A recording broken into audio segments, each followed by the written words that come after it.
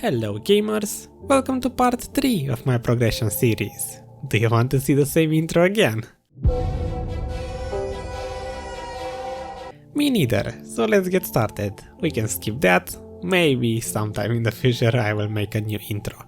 So, this video will more or less cover what I've done on the past 2 weeks, basically since the previous part, if it wasn't obvious, and I can safely say that I did get some improvements done. In fact, I played the game more than I thought I would, to a point where soon I might lose my status of casual player and actually become an average player.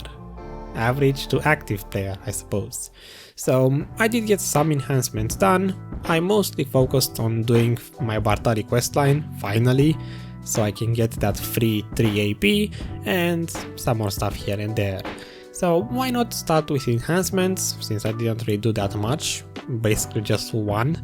I have a lot of cron stones in my bank and I'm not really using them on anything. I stacked up almost 1000 cron stones and I was like, I'm never really going to buy a PEN helmet from the marketplace, and it seems like a decent progression, improvement. I didn't really need the extra DP, but I still went for it.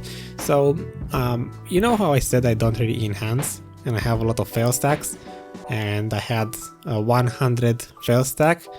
Yeah, I thought it was a good idea to use it to make a PEN helmet. I'm not sure looking back at it if it was a good idea or not to attempt it on a 100 fail stack, but still, like a good boy, I first removed my Caphras, because even to this day I'm not sure if I lose my Caphra stones on enhancement or not. I did ask people every now and then, and more or less I understand that even if I succeed or fail the enhancement, I'm still losing my Caphra stones. So if you know this for sure, let me know in the comments, but for now I'm just going to assume that if I have Caphra stones in my TET armor, I should always remove them before attempting any form of enhancement, even if it is with cron stones, because either way I'm going to lose my Caphra stones. So that's more or less a mystery, but yeah. Let's not enhance the PEN in high del, even though it seems like a normal thing to do. No, let me remind you, the magic stone, the beautiful RNG stone in Black Desert that gave me a free PEN. You know what? I'm never going to attempt PEN, so I might as well do it now. It will go. It will go up to PEN. I believe in myself. I believe in... Yeah, that one. Why not do it here? Seems like a good idea.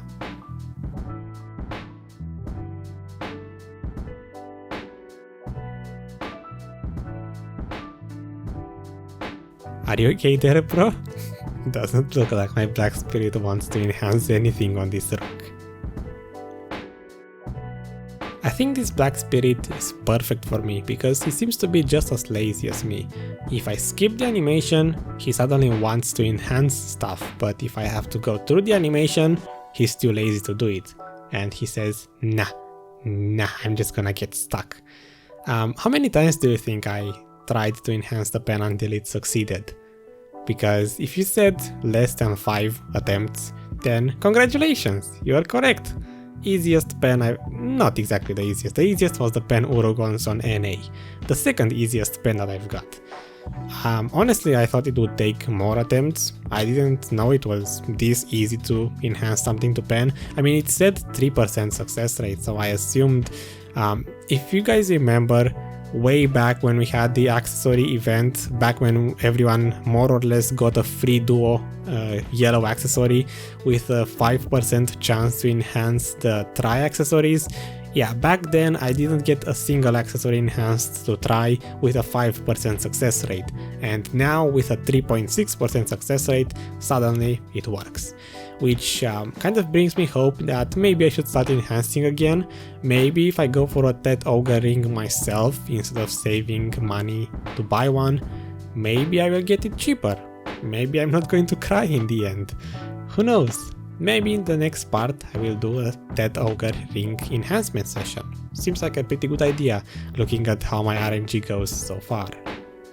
Initially I said that I played more than I thought I would, mostly because these 2 weeks we had another fishing event, and as we all know, whenever we get one of these, most people spend their time just AFK fishing with the game minimized.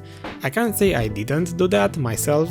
Basically whenever I wasn't actively playing, I was AFK fishing for the Uwugons, or however you pronounce these. I have no idea where Pearl Abyss gets these fish names, but I certainly have never heard of that one before. Still, it's profitable, it's a decent activity, and for 2 weeks Black Desert turned into Fishing Desert Online.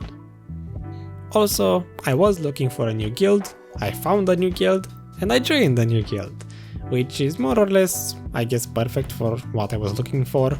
It's pretty casual. It does node words every now and then, seems pretty active, so what's not to like about it? Not to mention, it has a beautiful name, pun intended.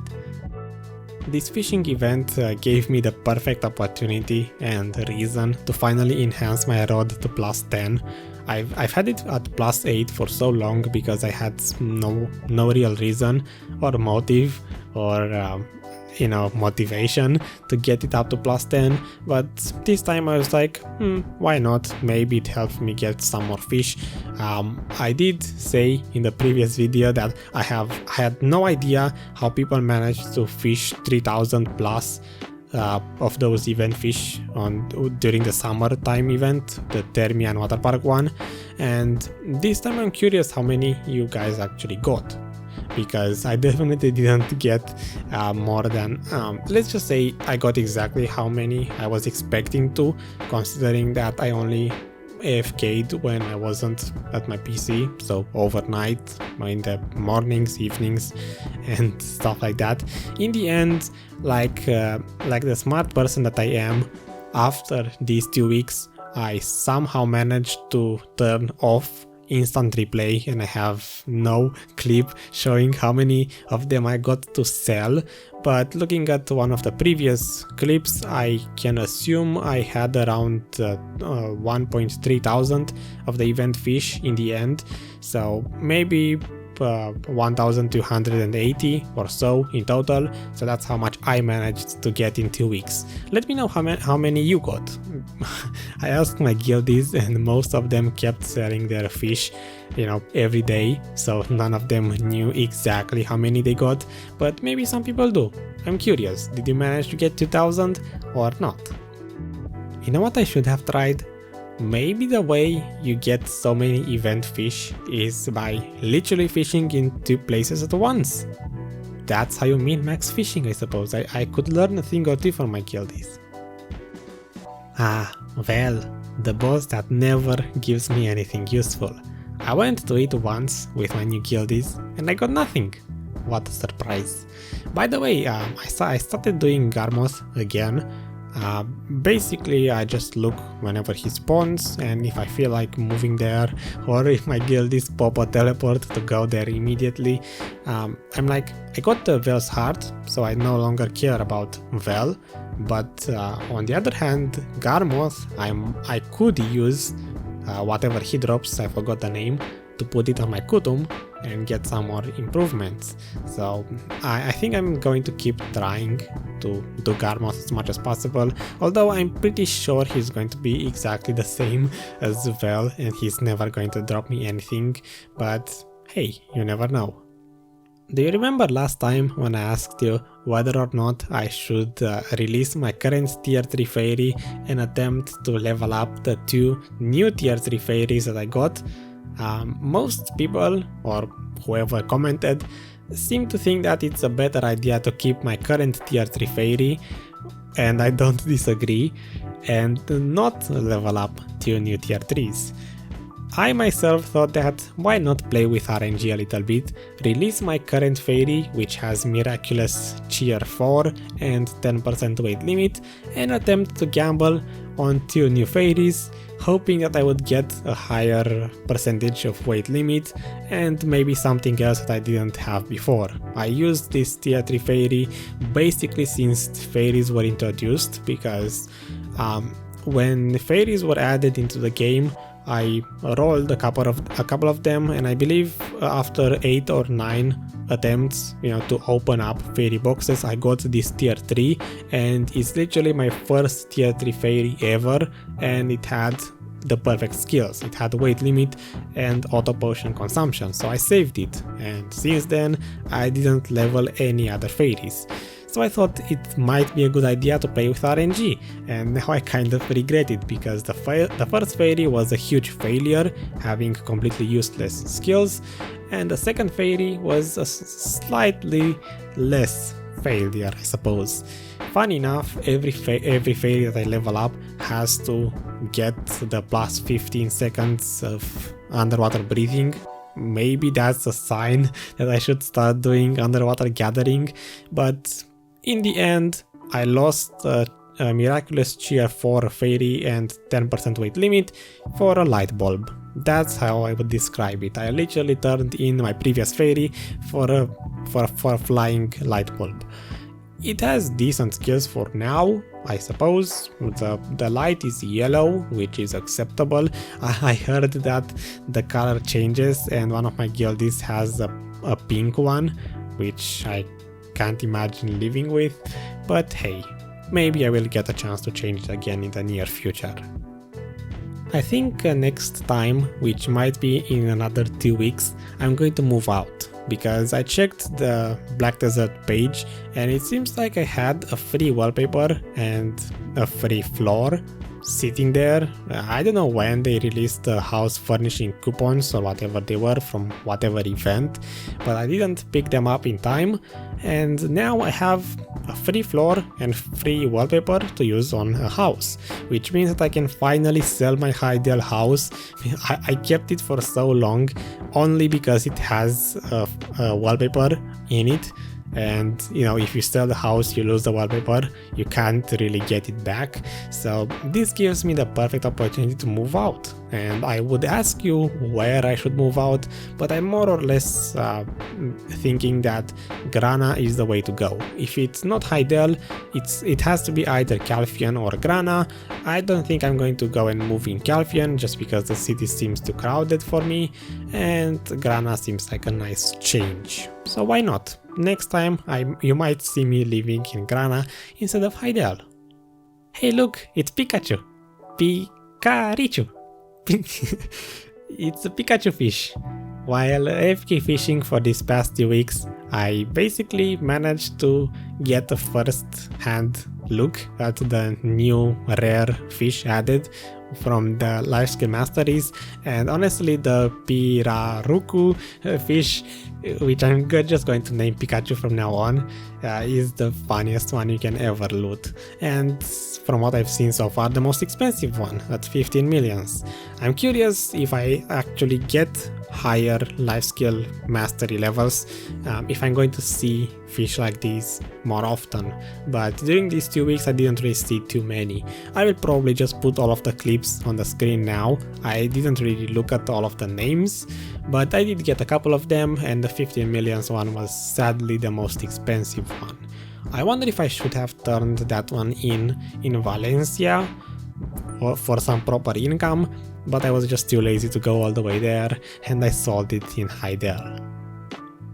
Ever since I changed my crystals on my armor a long time ago, I tried to be as careful as possible to, grind locations where I know I'm not going to die very often, and do my best to keep my crystals intact since they are so expensive, but looks like I'm not always doing a very good job at it.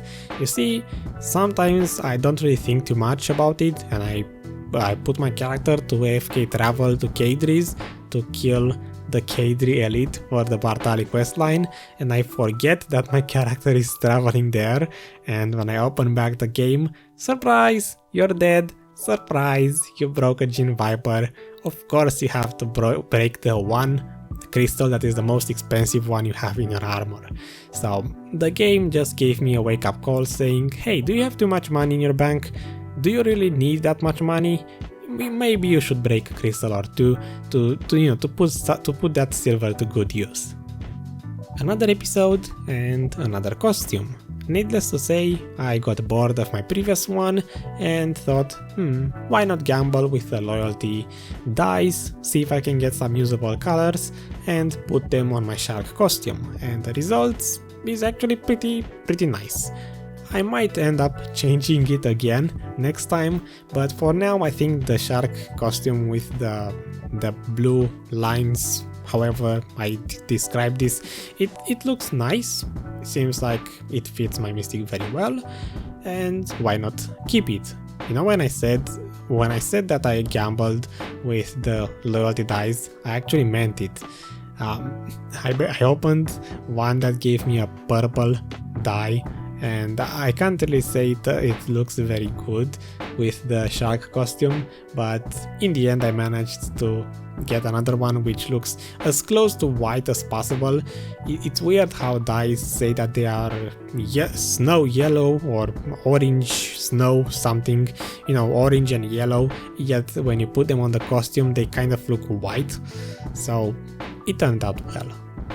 If there's one advice I could give to any player, new or old, is to open up your quest window and look at the suggested quests and make sure you actually did your inventory expansion quests, because I was quite surprised to see that on my mystic I didn't do any of them. I played my mystic for the past few months, ever since I rerolled, and I completely forgot that there are inventory expansion quests and that I should actually do them. So that's what I did this time. And talking about the Bartali questline, it's such a boring thing to do. Honestly, I wasn't sure I would finish it in these 2 weeks. I just simply started it because of the new series that I'm doing with testing every single spot.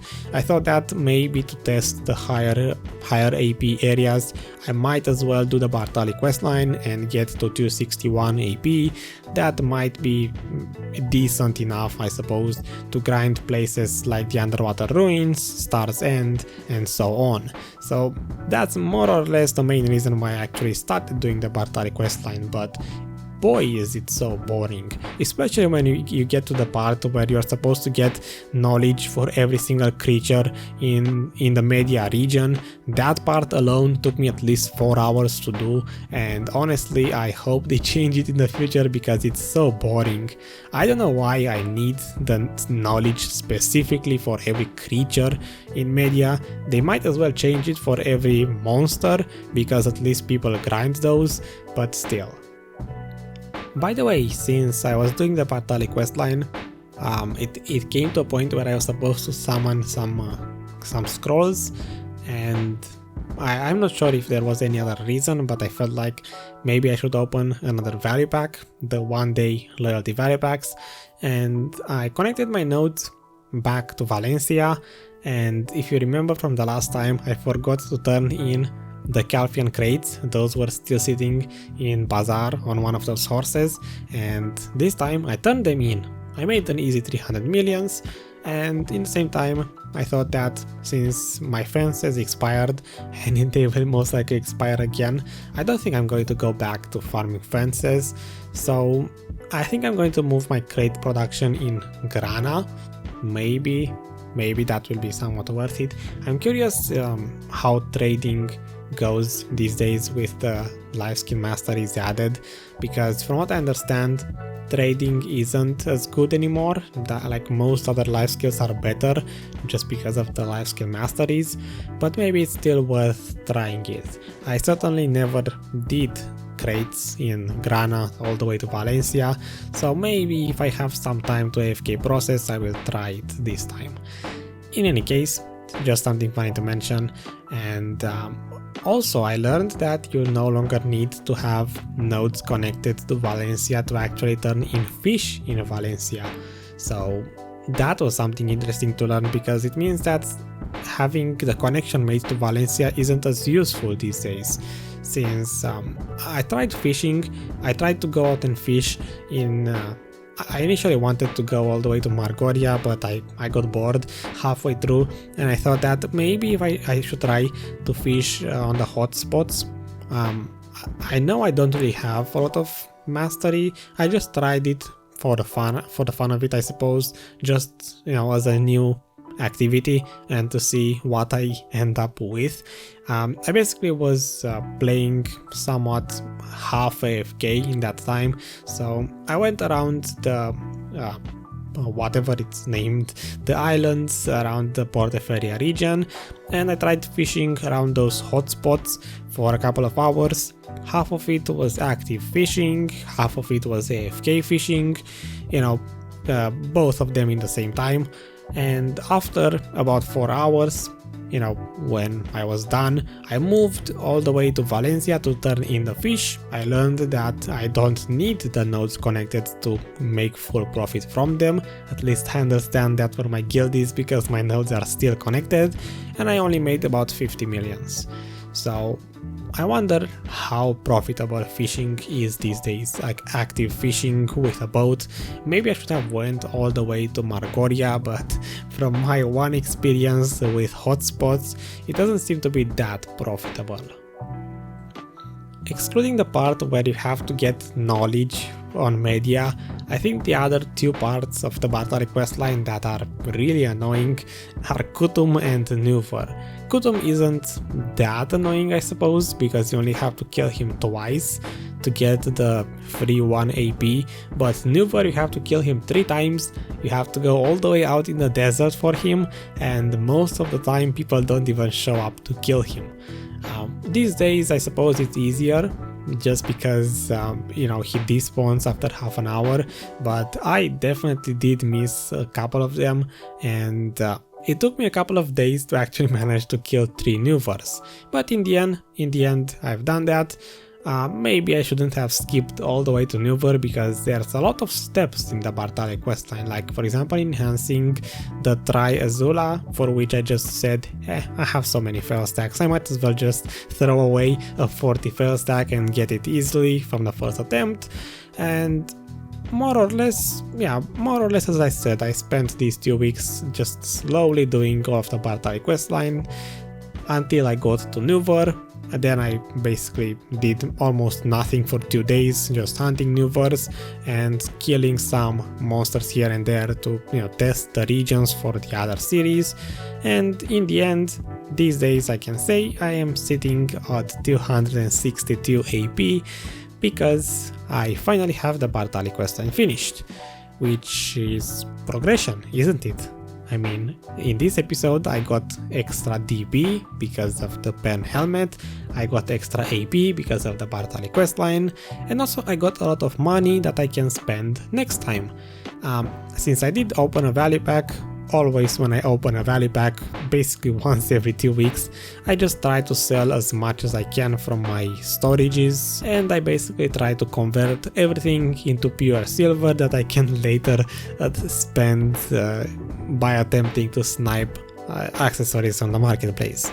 This time I got to around 2.5 billions, which I guess it puts me at around 1 billion per week in terms of how much money I'm making, which doesn't seem to be a lot, but it adds up slowly to my goal. Initially I basically wanted to save up 7 billion or so to get a TET Ogre ring, to buy it from the marketplace, basically to sell my try and buy a TET, but I'm really considering for the next part to do an enhancement session, maybe even stream it and try to get the TET Ogre ring myself, just because the base Ogre ring seems to be pretty cheap these days, and I might actually get it now that I have the 100 fail stack from the Bartali questline.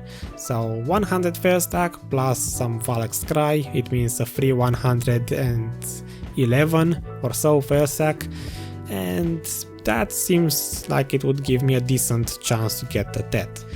Especially if I do it on the rock, where I got the PEN helmet and the PEN shoes, it might just happen. So voice your thoughts in the comments whether or not I should enhance the TET Ogre ring or buy it from the marketplace. And that being said, that's more or less it. I'm pretty sure there are some other random clips that I could throw in the video here and there, and I might if I have the time, but in general that's pretty much all of the progression I've done on the past 2 weeks. I got that PEN helmet, I did the Bartali questline, I did some rifts here and there, and some other small activities. Currently sitting at 262 AP, which makes me feel really good, and I feel like I'm finally around what most players have these days.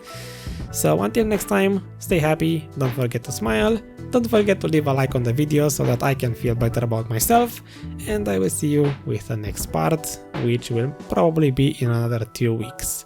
Why? Because I would rather make 2 more videos on the grinding series until I make another progression video. Progression will go pretty slowly because I currently have 2 more videos I want to work on, which means I will be AFK a lot of time, and after that I want to test some more areas, which means a lot of grinding. If something interesting happens, maybe another 1 week, but if not, I will see you in 2 weeks. So bye bye.